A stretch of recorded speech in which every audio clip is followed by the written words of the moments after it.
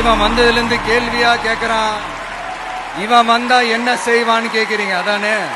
அதை செய்வோம் இதை செய்வோம் இந்த பொய்யான வாக்குறுதிகள் எப்பவுமே கொடுக்க மாட்டோம். எது நடைக்கு சாத்தியமோ எது உண்மையோ அதை மட்டும்தான் கொடுப்போம்.